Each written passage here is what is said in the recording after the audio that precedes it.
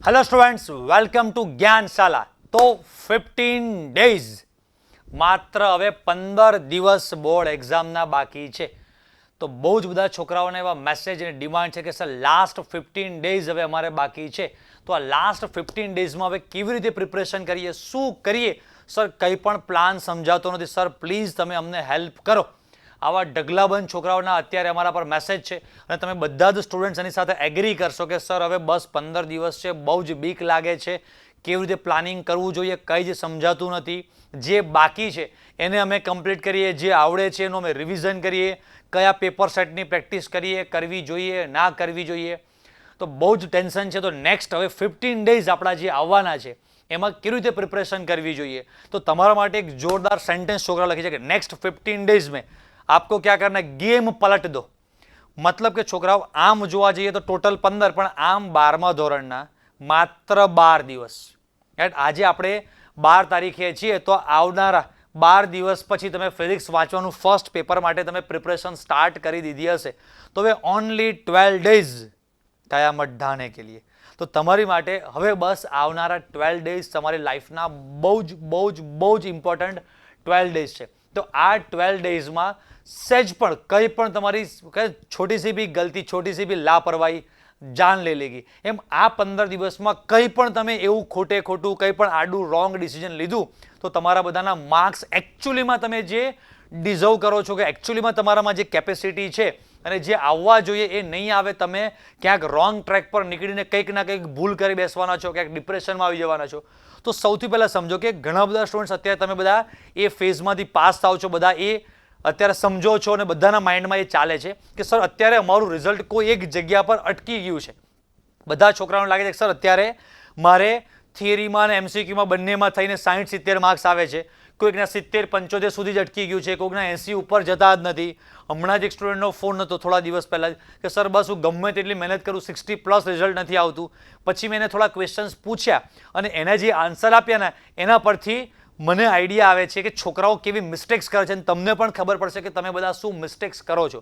સૌથી મોટી મિસ્ટેક્સ તમારે જે થાય છે એ મિસ્ટેક્સ અત્યારે આપણે પહેલાં નેક્સ્ટ 1-2 મિનિટમાં ડિસ્કસ કરીએ છીએ અને એના પછી નેક્સ્ટ 15 દિવસમાં તમારે કેવો પ્લાન કરવાનો છે એ આપણે મેઇન ડિસ્કસ કરવાનું છે. Perfect physics, chemistry, maths, bio આખું ટાઈમિંગ સવારે આટલા વાગ્યાથી આટલા વાગ્યા સુધી આ કરો, પરફેક્ટ આખો પ્લાન તમને તમારું બધું જ બેલેન્સ થાય ને જોરદાર નેક્સ્ટ 12 ડેઝમાં તમારું પરફોર્મન્સ થાય એવું બસ મસ્ત જબરજસ્ત પ્લાનિંગ આપું છું. સૌથી પહેલાં તો એ સમજો કે તમે બધા મિસ્ટેક્સ એવી કરો છો કે જે સ્ટુડન્ટ્સનો મારા પર ફોન હતો અને એ જે મિસ્ટેક્સ કરે છે તમે પણ બધા મોટા ભાગના છોકરાઓ આ જ મિસ્ટેક્સ કરો છો. મેં મારા ઓફલાઈનના છોકરાઓ સાથે પણ ડિસ્કસ કર્યું હમણાં, એમાંથી પણ ઘણા બધા છોકરાઓ મને મળે છે તો આ જ મિસ્ટેક્સ કરે છે. પ્રોબ્લેમ એવો થાય છે કે સર મારા 60 માર્ક્સ આવે છે, 60થી વધારે આવતા નથી અને સર હું શું કરું તો મારા 95+ આવે. સૌથી પહેલી મોટી ભૂલ બધા જ છોકરાઓને અત્યારે આ થાય છે, તમારા માઇન્ડમાંથી કોઈ એક માર્ક્સનો ટાર્ગેટ કાઢી નાખો. અત્યારે તમે હાલ 60 પર છો, 70 પર છો, 80 પર છો, જેટલા ઉપર છો એના કરતાં મારે મારું પરફોર્મન્સ સારામાં સારું લાવવાનો બસ ટ્રાય કરવાનો છે, આનાથી મારે વધારે લાવવા છે. કોઈ એક માઇન્ડમાં ટાર્ગેટ નહીં લેશો. એ સ્ટુડન્ટે મને કીધું કે સર મારા 60ની આસપાસ માર્ક્સ આવે છે બટ મારે 95+ લાવવા છે. હવે હાઉ ઇટ ઇઝ પોસિબલ? એવું પોસિબલ જ નથી કે તમે નેક્સ્ટ 15 દિવસમાં સીધા 95+ જઈ શકો. હવે અત્યારથી તમે ડિપ્રેશનમાં આવી જાઓ કે મારે આટલા લાવવાના હતા કાં તો આટલા લાવવાની મારી કેપેસિટી છે, મારી એક્સપેક્ટેશન છે, મારી વિશ છે, ઈચ્છા છે. છોડો એ બધું, ઈચ્છા વિશ બધું કશું જ નહીં. અત્યારે હાલ તમે અત્યારે જે પણ જગ્યા ઉપર છો ત્યાંથી આપણે હવે શું કરીએ નેક્સ્ટ 15 ડેઝમાં કે આખી ગેમ આપણે ચેન્જ કરી શકીએ એ પ્લાન આપણે ડિસ્કસ કરવાનો છે. તો સૌથી પહેલી એ માર્ક્સવાળી મિસ્ટેક્સ રાઈટ ચેન્જ કરો, માઇન્ડસેટ ચેન્જ કરો કે મારે આટલા પ્લસ લાવવા છે. એવું આજ સુધી કોઈને થયું નથી અને એમાં ઉલટાનું ડિપ્રેશન આવશે. જેટલા પણ આવશે અત્યારે જે આવે છે એના કરતાં મારે વધારે લાવવાનો, પૂરેપૂરો લાસ્ટ એન્ડ છેલ્લા દિવસ, છેલ્લી મિનિટ, છેલ્લી સેકન્ડ સુધી મારે મહેનત કરવાની છે. પછી બધું ભગવાનના હાથમાં છે, બસ આપણે ફ્રી થઈ જવાનું છે. કાયમ હું એક વસ્તુ કહું છું કે કંઈ પણ કામ કરતાં પહેલાં ભગવાનને હવે પ્રાર્થના કરો કે ભગવાન મારા નેક્સ્ટ 15 દિવસ જે પણ તમારા માઇન્ડમાં થોટ્સ ચાલે છે ભગવાનને પૂજામાં પ્રાર્થના કરો. મારો આજનો પોતાનો અર્લી મોર્નિંગનો આજે સવારનો જ મારો એક ઇન્સિડન્સ છે કે મેં પણ આજે સવારે ભગવાનમાં પૂજા કરતો ત્યારે ભગવાનને પ્રાર્થના કરી. મારી લાઈફમાં પણ કંઈ ના કંઈ નાના મોટા XYZ પ્રોબ્લેમ ચાલતા હોય છે. મેં કીધું એ ભગવાન કંઈ પણ સમજાતું નથી, બધી બાજુથી ફસાઈ ગયો છું, બસ તમે એક આધાર છો. બસ ભગવાનને એટલું કહીએ છીએ ને, ભગવાન બધી જ રીતે આપણને હેલ્પ કરવા તૈયાર છે. તો સૌથી પહેલાં પ્રાર્થના કરો. સેકન્ડ થિંગ, તમે જે બધા મિસ્ટેક્સ કરો છો એ કે મહેનત કરવામાં, મહેનત જબરજસ્ત કરો. પ્રાર્થના, એના પછી પુરુષાર્થ, હાર્ડવર્ક. મહેનત તમે ઓછી કરો છો, પ્રેક્ટિસ ઓછી કરો છો એટલે બધું જ પ્રોબ્લેમ્સ આવે છે, એટલે એક્ઝામમાં બીક લાગે છે. સર હું ઘરે રીડિંગ કરું છું અને પછી એક્ઝામમાં જઈને ભૂલી જાઉં છું. સર હું ઘરે રીડિંગ કરું છું પણ ટેસ્ટમાં મને યાદ નથી આવતું. સર હું ઘરે વાંચું ત્યારે મને યાદ હોય છે પણ ટેસ્ટમાં અડધું ભૂલી જાઉં છું. તો આવો આપણને ટ્રાય કરવાની ઘરે કોઈએ ના પાડી હતી? આપણે ઘરે જે રીડિંગની જે સ્ટાઇલ છે એ સ્ટાઇલ આપણે ઘરે ચેન્જ કરો. એકની એક વસ્તુ 2 વાર 3 વાર 4 વાર ઘરે પહેલાં પ્રેક્ટિસ કરી લો. આપણને એકચ્યુઅલીમાં એ વસ્તુ યાદ છે કે નહીં એવું ટેસ્ટ પેપરમાં એક્ઝામમાં જઈને ખબર પડે છે. પણ એના પહેલાં ઘરે એકવાર આપણે જોઈ લઈએ, ઘરે એકવાર પ્રેક્ટિસ કરી લઈએ છીએ. અને અત્યારે હજી નેક્સ્ટ 15 દિવસમાં હું તમને પ્લાન આપું છું એ પ્રમાણે તમે સ્કૂલમાં, ટ્યુશનમાં, પોતે સેલ્ફ પ્રેક્ટિસમાં કેવી રીતે પેપર પ્રેક્ટિસ કરવાની છે એ પેપર પ્રેક્ટિસ પણ કરશો તો ઓટોમેટિક તમારો કોન્ફિડન્સ જબરજસ્ત થવાનો છે. હું કાયમ એક્ઝામ્પલ આપું છું કે કોઈક દોરડા ઉપર ચાલવાવાળી કોઈક છોકરીને તમે ઘણી બધી વાર નાની બેબીને તમે જોઈ હશે, તો એ બેબી એ દોરડા ઉપર ચાલતા શીખવા માટે કેટલી પ્રેક્ટિસ કરી હશે, ત્યારે એ કોન્ફિડન્ટલી તમારી અને મારી સામે દોરડા ઉપર ચાલી શકે છે. દોરડા પર ઊભું રહેવાનું, એમાં સાયકલની એક રિંગ હોય, એ સાયકલને રિંગ પગમાં રાખીને બેલેન્સ કરવાનું, માથા ઉપર એક વસ્તુ કંઈક મૂકી છે અને હાથમાં લાકડું છે અને આમ કરીને રિંગ ચલાવતી જવાની અને બેલેન્સ કરવાનું. આટલા બધા ઓડિયન્સની વચ્ચે આટલો બધો અવાજ છે, ત્યાં કોઈ પિન ડ્રોપ સાયલેન્સ, એક પર્સનલ રૂમ આપે છે? સમજાય છે? ચલો, એને એ વસ્તુ કરવા માટે કેટલી મહેનત કરી, એ વસ્તુ શીખવા માટે કેટલા કલાકો, કેટલા દિવસોની એની મહેનત છે, કેટલી વાર પડે છે, ઊભી થાય છે, પડે છે, ઊભી થાય છે, પડે છે, ઊભી થાય છે, પણ એટ ધ એન્ડ એને શું કર્યું? શીખીને રહી. તો પહેલી વસ્તુ આપણને એ શીખવા મળી કે પ્રેક્ટિસ જબરજસ્ત કરે છે. બીજી વસ્તુ કે એ એટલી બધી મહેનત કરે છે તો એટ ધ એન્ડ છેલ્લે એને બિચારીને મળ્યું શું? એને જે મળવાનું છે એ 2, 5, 25, 50, 100 રૂપિયા મેળામાં આખો દિવસમાં માંડ 200-300 રૂપિયા મળે તો મળે. અને આપણે બનવું છે બહુ જ મોટા ડૉક્ટર, બહુ મોટા એન્જિનિયર, જબરજસ્ત રિઝલ્ટ જોઈએ છે, બહુ લાખોના પેકેજ માટેની આશાઓ લઈને બેઠા છે, 95+ માર્ક્સ લાવવા છે.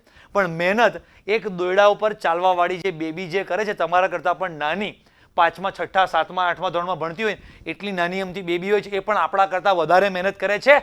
આપણા કરતાં ઓછું એને આઉટપુટ મળવાનું છે તોય તો આપણા બધાના મહેનતનું લેવલ કેટલું બધું વધારે હોવું જોઈએ.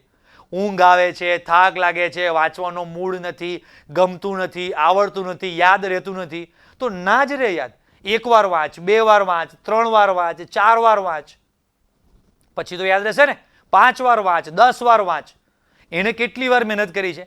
એને તમારા જેમ કોઈ પિન ડ્રોપ સાયલેન્સ એક સરસ રૂમ આપવામાં આવે છે, તમને કોઈક એક થિયરી ના આવડે અને મિસ્ટેક થઈ ક્યાંક ઉપરથી 10 ફૂટથી 20 ફૂટથી નીચે પડો છો, વાગે છે, હાથ પગ તૂટે છે? ના, એ તો ઉપરથી 5 ફૂટ, 10 ફૂટ, 15 ફૂટ પરથી નીચે પડે, વાગે, ફરી પાછું ઊભું થવાનું, ફરી પડવાનું, ફરી ઊભું થવાનું, ફરી પડવાનું. તમને ક્યાંય પડવાનું, વાગવાનું છે? અને એની સામે મળે છે કેટલું બધું મોટું. તો સૌથી મેઇન વસ્તુ પહેલાં ભગવાનને પ્રાર્થના કરી, after that improve your level of hard work. તમારા મહેનત કરવાનું લેવલ હજી પણ ઘટે છે, મહેનત ઓછી પડે છે, થાકેલા ઠાકેલા, ઢીલા ઢીલા, સાવ અમુક તો બિંદાસ બાપુઓ હોય છે, બસ મહેનત કરીશું તો થાય એટલું કરીએ છીએ, જિંદગીભર રડવું પડશે, હે ને? અને ત્રીજી વસ્તુ જે કહું છું કે એકવાર જો જોરદાર મહેનત કરેલી હશે ને તો ભગવાન પણ કહે છે કે તમે મહેનત કરશો ને તો ભગવાન પણ તમને ફળ આપવા માટે બંધાયેલા છે અને ભગવાન પણ દયા કરીને ફળ આપે ને આપે જ છે. તો સૌથી મેઇન વસ્તુ આજે આગલા ભાગમાં મારે તમને કહેવાની છે કે તમારા જેટલા પણ કંઈ પ્રશ્નો છે એનું મેઇન સોલ્યુશન છે પ્રેક્ટિસ, પ્રેક્ટિસ અને પ્રેક્ટિસ. એકની એક વસ્તુની પ્રેક્ટિસ કરો. એમસીક્યુમાં તકલીફ પડે છે એવું આજે ખબર છે કે છેલ્લા મહિનાથી, 2 મહિનાથી, 4 મહિનાથી ખબર છે? ખબર છે, પણ એની પાછળ મહેનત નથી કરવી. એકના એક ચેપ્ટરના એમસીક્યુ રિપીટ. કેમ ઉત્કલન બિંદુનો ક્વેશ્ચન ના આવડે? કેમ દ્રાવ્યતાનો ક્વેશ્ચન ના આવડે? કેમ બેઝિકતાનો ક્વેશ્ચન ના આવડે? કન્સેપ્ટ ક્લિયર કરો. 1 વાર વાંચો, 2 વાર વાંચો, 4 વાર એમસીક્યુ જુઓ. કેમ ના આવડે? સમજાય છે ને? સમજાય? આપણે બસ એવું એકવાર નક્કી નથી કર્યું, સર નથી આવડતું, 1 વાર વાંચે નથી આવડતું, 5 વાર વાંચ, કેમ ના આવડે? અંદરથી નક્કી કરો કે કેમ ના આવડે. હજી પણ તમને એમસીક્યુમાં 15, સર મારા 30, 35, કયા ચેપ્ટરમાં, કયા ટોપિકમાં એમસીક્યુ હજી કાચા પડે છે? એનાલિસિસ કરો. સમજાવું છું બધું આગળ કે એનાલિસિસ પ્રોપર તમે કરતા નથી કે મારા ફિઝિકલ કેમિસ્ટ્રીના એમસીક્યુ વીક પડે છે, ઓર્ગેનિકના વીક છે કે ઇનઓર્ગેનિકના વીક છે, થિયરી વીક છે કે થિયરીમાં પણ દાખલા વીક છે, કયો ભાગ મારો વીક પડે છે? સર પ્રિલિમમાં, ટ્યુશનના ટેસ્ટમાં બધે મારા MCQમાં 35-40, થિયરીમાં 35-40 આવતા નથી. નો પ્રોબ્લેમ. હવે તમે કરો છો શું? મિસ્ટેક્સ એ કે કરો છો કે જે ભાગ આવડે છે ને બસ એવરી ટાઈમ એને રિપીટ કરો છો. હમણાં જે સ્ટુડન્ટનો મારી પર ફોન હતો એને મેં આ જ સમજાવ્યું. એ દરેક વખતે તમે શું કરો છો કે ટેસ્ટ આવવાનો છે 2 દિવસ પછી, એમાં વાંચવા માટે બેઠા? તો કે હા. હવે વાંચવા માટે બેસો એટલે 2 ઓપ્શન તમારી પાસે છે કે જે નથી આવડતું, જે ભાગ બાકી છે, વીક છે, એ પ્રિપેર કરવો, કે જે આવડે છે એ. તો જે નથી આવડતું એ ભાગ લઈને બેસો એટલે બોરિંગ લાગશે, કંટાળો આવશે, એમ લાગશે કે સવારથી બેઠી છું આટલું જ પૂરું થયું છે. જો આટલા ટાઈમમાં મને જે આવડે છે ને એ મેં વાંચી લીધું હોત ને તો મારા વધારે માર્ક્સ આવે. તો આ સ્કૂલમાં, ટ્યુશનમાં જે પ્રિલિમ કે રાઉન્ડ ટેસ્ટ લે છે, તારી બોર્ડની એક્ઝામ છે, એ એક્ઝામમાં તમે માર્ક્સ લાવશો તો શું તમને બોર્ડમાં એનું ટોટલ ક્યાંય ગણાવવાનું છે? પણ આપણો ગોલ આપણને કેવું છે કે આ જે હાલ મારા થોડાક 50, 60, 70 માર્ક્સ આવી જવા જોઈએ. તો દરેક વખતે જે આપણને આવડે છે ને એનું એ જ રિપીટ કરીએ છીએ અને જે નથી આવડતું એ ભાગ છોડે રાખ્યો. બાપ, જિંદગીમાં પણ મરી જાવ તો લખી રાખજો કે તમે અત્યારે જે જગ્યા પર અટકી ગયા છો ને, નહીં આવે માર્ક્સ નહીં જ આવે એના કરતાં વધારે. કેમ? તો કે જે ભાગ આવડે છે એને રિપીટ કરો છો અને જે MCQ પાર્ટ વીક છે, જે ચેપ્ટર વીક છે, જે દાખલા જે ચેપ્ટરના વીક છે, બસ એ અડવાનું જ નહીં. બીક લાગે છે, એમાં ટાઈમ બહુ જાય એવી બીક લાગે. અરે હું એમ કહું છું કે કાલે જે ટ્યુશનમાં ટેસ્ટ આપવાનો છે, આજના આખા દિવસમાં એ જ વસ્તુ વાંચો, એટલું જ તૈયાર કરીને જાઓ કે જે નથી આવડતું. ભલે હું એમ કહું છું કે 100માંથી 30 માર્ક્સ જ આવે, પણ 30-30 માર્ક્સ કયા હશે? કે જે નવું તૈયાર કર્યું ને એના. એક કોન્ફિડન્સ લેવલ જબરજસ્ત હશે કે હાસ, જે નથી આવડતું એ ભાગ થઈ ગયો, હવે આવડે છે એ ભાગ તો હજી મને બહુ બધી વાર રિપીટ કરવાનો ટાઈમ મળવાનો છે. બોર્ડ એક્ઝામમાં ફિઝિક્સનું પેપર 27 તારીખે છે, તો 24 તારીખથી તમે મંડી જ પડવાના છો જે આવડે છે વાંચવા રિપીટ કરવામાં. કેમિસ્ટ્રીમાં વચ્ચે 1.5-2 દિવસ ટાઈમ મળશે, એમાં એ જે આવડે છે એ વાંચવાના જ છે. એ વખતે આપણને જે નથી આવડતું, અત્યારે ટાઈમ નથી, અત્યારે મૂડ નથી આવતો, તો ત્યારે તો આવવાનો જ નથી. તો જ્યાં અટકી ગયા છો ત્યાંથી માર્ક્સ ઉપર જવાના નથી. વાત સમજાય છે? તો મિસ્ટેક્સ ક્યાં થાય છે એ તમે ચેક કરો. મહેનત ઓછી કરીએ છીએ, પ્લસ બીજી વસ્તુ કે મહેનત કરે છે જે છોકરાઓ, એ મહેનત ક્યાં કરે છે? જે ભાગ આવડે છે એને રિપીટ કરે રાખે છે. જે ભાગ નથી આવડતો એમાં એવું વિચારે છે કે ટાઈમ બહુ બગડશે. તો ટાઈમ બગડશે નહીં. અત્યારે થોડોક બગાડશો તો એ વખતે ટાઈમ ઓછો બગડશે. આખી જિંદગી પણ ટાઈમ નહીં બગાડવો પડે, નકર આખી જિંદગી બગડી ગઈ એના જેવું લાગશે. હવે નેક્સ્ટ 15 ડેઝમાં subjective planning, reading planning, time table, test management, 3 સબ્જેક્ટનું રીડિંગ બાકી છે. ક્યારે કરવું સમજાય છે? જે આવડે છે ક્યારે વાંચવું, એનો જોરદાર પ્લાન તમને સમજાવી દઉં છું. આ એક પ્લાન અત્યારે તમને હું જે આપું છું એક ટેન્ટેટિવ પ્લાનિંગ છે. તમારે આમાં કલાકમાં આગળ પાછળ કરવાના. આખા દિવસના જે રીડિંગ, સુવા માટેના જે 8 કલાક રાખેલા છે, 8 કલાક આપણે કાઢી નાખીએ, એના સિવાયના 16 કલાકને મેં 4 ભાગમાં ડિસ્ટ્રીબ્યુટ કરી દીધા, 4 ભાગમાં મેં વહેંચી દીધા છે.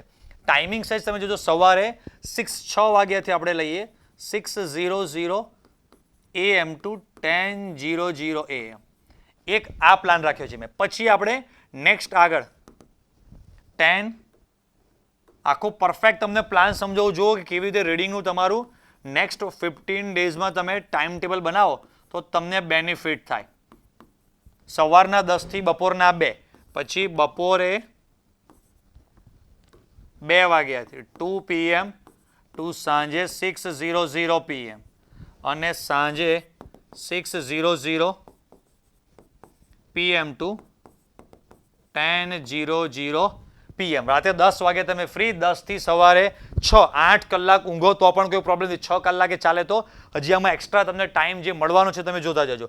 હવે આ જે છે એમાં તમે આને ડિસ્ટ્રીબ્યુટ કેવી રીતે કરો છો સમજો. એક એક્ઝામ્પલ તરીકે કે ભાઈ હું પહેલા અહીંયા આ જે છે સવારે મોર્નિંગ એઝ એક્ઝામ્પલ કે ભાઈ હું ફિઝિક્સથી સ્ટાર્ટ કરું છું. મારો ફિઝિક્સ સબ્જેક્ટ વીક હોય તો ફિઝિક્સથી સ્ટાર્ટ કરો, કેમિસ્ટ્રી વીક હોય તો કેમિસ્ટ્રી સ્ટાર્ટ કરો. જે આવડે છે એ અત્યારે નથી લેવાનો, પહેલા સમજી લો. આ એટલે વિડીયોમાં જો જે સબ્જેક્ટ વીક છે એ સબ્જેક્ટ પહેલા સવારે ચાલુ કરો. તમારો main cream area, reading area zone નક્કી કરો કે કોઈકને એવું છે કે મને રાત્રે 6 થી 10માં મારું સૌથી વધારે કોન્સન્ટ્રેશન, હું બહુ જ ફોકસ હોઉં છું, એ ટાઈમે મને બહુ જ જબરજસ્ત યાદ રહે છે, તો એ હાર્ડ સબ્જેક્ટ ત્યાં લઈ જાઓ. પણ અત્યારે મેં અહીંયા hard subject as a example તરીકે મોર્નિંગમાં લીધો, ફિઝિક્સ રાખું છું. પછી તમારો જે પણ કોઈ સેકન્ડ સબ્જેક્ટ છે તમને બહુ જ ગમતો સબ્જેક્ટ છે એ તમારે આ સ્લોટમાં લેવાનું છે. રીઝન એવું છે કે હાર્ડ સબ્જેક્ટ તમારો અહીંયા તમે એકવાર લઈ લીધેલો છે. અહીંયા આપણે લખી દઈએ હાર્ડ. Right, easy. ઓર તમને જે ગમે છે એ સબ્જેક્ટ તમે રાખો. એઝ એક્ઝામ્પલ કે ભાઈ મને કેમિસ્ટ્રી ગમે છે તો હું કેમિસ્ટ્રી રાખું છું. મેથ્સ બાયો વાળાને જનરલી મોટે ભાગે મેથ્સ કે બાયોલોજી ગમતું હોય છે ત્યારે પણ તમે રાખી શકો છો. અને ત્રીજો સ્લોટ તમારે, હા કોઈકને એવું હોય કે મને બપોરના ટાઈમે ઊંઘ આવે છે અને હું ત્યારે સબ્જેક્ટ લઉં તો પણ થોડું ચેન્જ કરવાનું. અને અહીંયા હું અત્યારે એઝ એક્ઝામ્પલ કે હું મેથ્સ બાયો રાખું છું. પણ અહીંયા આ ફિક્સ છે કે અહીંયા તમારે તમારો મેઇન જે સૌથી એક સબ્જેક્ટ 3માંથી એવો ટાઈમ સ્લોટ નક્કી કરો કે જ્યાં 4 ટાઈમ સ્લોટ છે એને પ્લસ માઇનસ ઉપર નીચે તમારે કરવાની છૂટ છે. અહીંયા પહેલા આ સ્લોટ, અહીંયા હું શું લખાવું છું તમને પછી કહું છું, પણ કેમિસ્ટ્રી ઉપર લઈ લો, ફિઝિક્સ નીચે લઈ લો, આને અહીંયા લઈ લો. રાઈટ, તમે જે તમારી રીતે એડજસ્ટ કરો એ ચાલે. કોઈક અહીંયા સવારે 8 વાગે ઉઠે છે રાત્રે 12 વાગે સુધી જાગે છે, પણ જે કરો તમારા જે 16 કલાક 16 અવર્સ છે એને 4 સ્લોટમાં 4-4 કલાકમાં ડિસ્ટ્રીબ્યુટ કરો. કર્યા? હવે આમાંથી આ જે 4 કલાક છે એમાંથી ઓનલી તમારે ખાલી 3 અવર્સ. તમને લાગશે સર આટલું બધું ટાઈટ શેડ્યુલ, એકદમ રિલેક્સ, એકદમ ઇઝી શેડ્યુલ તમને બનાવી આપું છું અને જબરજસ્ત માર્ક્સ આવશે, બધું જ તમારું કામ થઈ જશે. જો અહીંયા ફિઝિક્સ છે એઝ એક્ઝામ્પલ, તો એને ફિઝિક્સ માટે મારે 3 અવર્સ 3 કલાકનો ટાઈમ આપવાનો છે. કેટલો?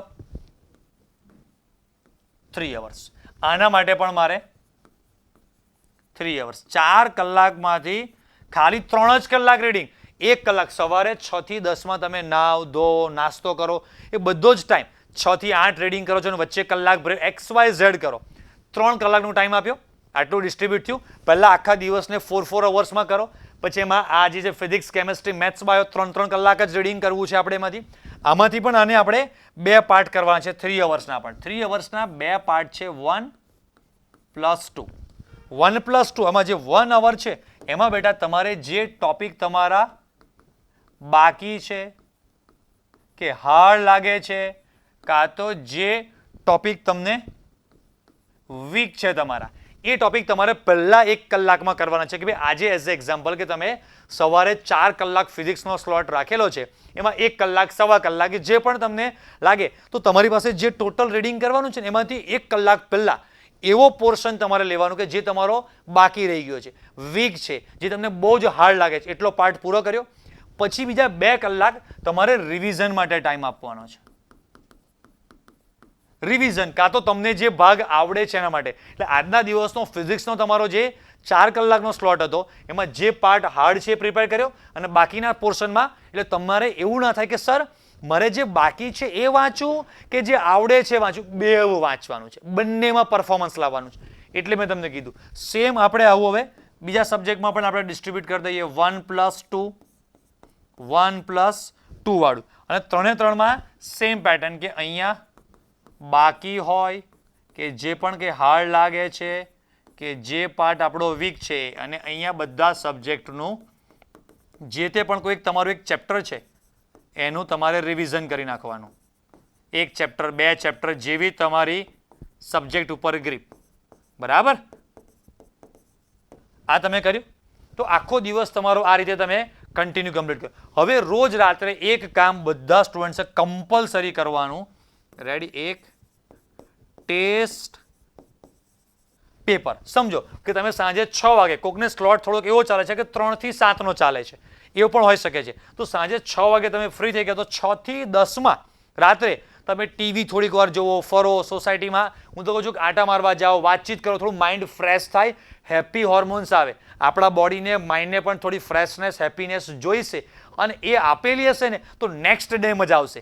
નેક્સ્ટ ડે પણ એના માટે ટાઈમ કાઢશો, આપશો તો નેક્સ્ટ ડે કરી શકશો. નકર 1-2 દિવસમાં થાકી જશો, બોરિંગ લાગશે, ટેન્શન, કંટાળો તો છે જ, તો બોડીને મજા, આનંદ, ખુશી, હેપીનેસ ક્યાંથી મળશે? તો થોડું એ પણ કરો. This is not a time waste, it is a time investment. Time waste નથી, એ ઇન્વેસ્ટમેન્ટ છે કે આજે અડધો કલાક ટીવી જોવો છો, ક્યાંક ફરો છો, ફ્રેન્ડ સાથે વાતો કરો છો, રાઈટ, પપ્પા મમ્મી સાથે બહાર આટા મારવા જાઓ છો, ગમે તે કરો, XYZ એક્ટિવિટી કરો છો. 6 થી 10 માં શાંતિથી મસ્ત જમો, ફરો, આરામ કરો, જે પણ કરો. તમારે એક ટેસ્ટ પેપરે ડેઈલી કોઈ પણ એક સબ્જેક્ટનું નેક્સ્ટ આવનારા 12 ડેઝમાં 4 કેમિસ્ટ્રીના, 4 ફિઝિક્સના અને 4 મેથ્સ બાયોના પેપર તમારે સોલ્વ કરવાના છે, લખવાના નથી, સોલ્વ કરવામાં સમજાવી દો કે શું કરવાનું. એમસીક્યુ પાર્ટ છે તો પરફેક્ટ 1 કલાક બેસીને બધા એમસીક્યુ સોલ્વ કરો. એટલે એવરી ડે તમને બધા જ કન્સેપ્ટ રિપીટ. અહીંયા તમે એમસીક્યુ પાર્ટ કરો છો, જે પણ કંઈ કરો છો અહીંયા તો ચાલે જ છે, પણ અહીંયા તમારે ફૂલ સિલેબસના એમસીક્યુની પ્રેક્ટિસ રોજ એકવાર 50 ક્વેશ્ચન 1 કલાકમાં પૂરા કરવાની પ્રેક્ટિસ કરવાની, જે તમને બોર્ડ એક્ઝામમાં 1 કલાકમાં 50 ક્વેશ્ચન પૂરા કરવામાં હેલ્પ કરશે. એટલે રોજ એક થઈ. થિયરી પાર્ટ જે 2 કલાક છે લખવાનો નહીં. તમે કોઈ પણ પબ્લિકેશન માર્કેટમાં જે પણ કોઈ પબ્લિકેશન ચાલે છે, સ્કૂલના, કોચિંગના, તમારા ફ્રેન્ડ કોઈ અધર કોચિંગમાં છે ત્યાંથી ટેસ્ટ પેપર લો, XYZ ટેસ્ટ પેપર સોલ્વ કરો. હવે સોલ્વ કરવામાં થિયરી પાર્ટમાં લખવાનું નહીં. તમે ક્વેશ્ચન્સ જોતા જાઓ કે લાઈક તમને આપી છે હેનરીનો નિયમ લખી સાબિત કરો. આવડે છે, મેં બહુ જ બધી વાર વાંચ્યો છે, હું રિવાઇઝ કરીશ એટલે મને આવડી જશે. આના પહેલાં મેં ઘણી બધી વાર ટેસ્ટમાં લખેલો છે અને મને આવડે છે, ટીક કરો જવા દો. એમ દરેક ક્વેશ્ચન જોતા હોય. કોલ્બેસ મીટ આવડે છે, રિમર્ટીમાન આવડે છે, ફલાણું આવડે છે. યસ, આ એક ક્વેશ્ચન નવો છે. તો બાકીના 1 કલાકમાં તમારે શું કરવાનું છે? જે પણ કોઈ ક્વેશ્ચન નવા તમને દેખાય છે, જે તમે એક પણ વાર જોયા નથી, આવડે નથી, એને રફલી લખવાનો ટ્રાય કરો કે અચ્છા હું આવું લખીશ. કોઈ એક્ઝામ્પલ છે, ફર્સ્ટ ટાઈમ છે, તો રફલી તમે સોલ્વ કરો કે હા આવશે, ઓકે આ મૂલ્ય આમાં મૂકીશ, ચલો રેડી, હવે આગળ આન્સર આવી જશે. તો એવી રીતે રોજ એક પેપર પ્રેક્ટિસ કરવાની છે. તમારો ક્વેશ્ચન હતો કે જે બાકી છે, વીક છે, એ પાર્ટ કરું, રિવિઝન કરું, ફિઝિક્સ કરું, કેમિસ્ટ્રી કરું, ટેસ્ટ પેપર લખીએ, બધા જ કામ દરરોજ થશે. અહીંયા સવારે 1 કલાક ફ્રી, અહીંયા 10 થી 2 માં 3 કલાક રીડિંગ, 1 કલાક તો પણ ફ્રી. તો તમે જુઓ તો આખો દિવસમાં 1 અને અહીંયા જુઓ તો 2, તો 3 + 2 5 કલાક ઊંઘવા સિવાયના 5 કલાક તમને ફ્રી આંટા મારવા, જમવા, આરામ કરવા, જે પણ કરવા માટે ટાઈમ મળે છે. અને તોય આટલું જબરજસ્ત પ્રેક્ટિસને રીડિંગ થાય છે. 8 કલાકની ઊંઘ લેવાની, 5 કલાક ફરવાનું, અને તોય આટલું મસ્ત પ્લાનિંગ થાય અને જોરદાર રિઝલ્ટ આવે. અને તમારામાંથી જેટલા પણ મહેનતુ છે તો 5 કલાક જે તમે એક્સ્ટ્રા ફરવા, આંટા મારવા, ટીવી જોવા માટે મેં આપ્યા છે, એમાંથી થોડા ઓછા કરો તો ચાલે. 4 કલાક કરો, હજી 1 કલાક તમારે જે પણ કોઈ પોર્શન, કોઈ ટોપિક, કઈ ચેપ્ટર વીક છે એની પાછળ આપો. જેટલી મહેનત કરશો પણ એટલીસ્ટ તમારે જમવા, ખાવા, પીવા, નાવા, ધોવા, આરામ કરવા માટે બપોરે અહીંયા અડધો કલાક આરામ કરો. એમ 3 કલાક તો એક્સ્ટ્રા રાખજો જ. બાકીના તમે કલાકો રીડિંગ કરો, એમાં કોઈ પ્રોબ્લેમ નથી, તો પણ ઘણું બધું રીડિંગ થશે. તો આ રીતે મસ્ત પ્લાન બનાવો. હવે આમાં ટાઈમ અવર્સમાં ચેન્જ થાય, પણ મેઇન આટલું રાખવાનું છે કે 4 અવર્સના 4 સ્લોટ કરો અને એક 8 કલાકનો ઊંઘવા માટે સ્પેશિયલ અલગ સ્લોટ કાઢો કે અત્યારે ઓછી ઊંઘ લેતા નહીં. મિનિમમ 7-8 કલાકની ઊંઘ લેજો, એકાદો કલાક વધારે સૂતા તો આખો દિવસ બહુ મસ્ત આઉટપુટ આવશે. હા, એવું પણ કરી શકાય કે 7 કલાક રાત્રે સૂવો છો અને 1 કલાક બપોરે પણ ઊંઘ લઈ લો. સમજાય છે? આવું કંઈ પણ સરસ મસ્ત મજાનું ટાઈમ ટેબલ ગોઠવો તો દરેક સબ્જેક્ટમાં રોજ આવનારા 12 દિવસ સુધી જે નથી આવડતો એ ભાગ માટે તમે 12 કલાક કાં તો થોડા વધારે કરીને 12-15 કલાક એક્સ્ટ્રા ટાઈમ આપો છો બેટા, તો ઓબ્વિયસ છે કે નેક્સ્ટ 15 દિવસમાં એ ભાગ તમારો કેટલો મસ્ત થઈ જવાનો છે. કોઈ એક ચેપ્ટરના એમસીક્યુ હાર્ડ પડે છે, કોઈ એક ટોપિકના 1 કલાક એ ચેપ્ટરના એમસીક્યુ પાછળ એક્સ્ટ્રા ટાઈમ આપી દીધો, ચલો છે. કોઈ એક ચેપ્ટરના એક્ઝામ્પલ્સ મને નથી ફાવતા, આ 5 એક્ઝામ્પલ બહુ અઘરા પડે છે, 1 કલાક બેસીને 5 એક્ઝામ્પલ ચાવી નાખો. મારો બેટા આજ પછી એક પણ વાર એક્ઝામ્પલ આવે ના શું આવડે. समझा कि नहीं? ये पावर, ये जोश, ये जनून होना चाहिए, तब जाकर. हाँ, ढीली साव मरेला मरे सर याद नहीं रहતું, सर શું બહુ ટેન્શન આવે છે. નહીં, you have to fight with this life.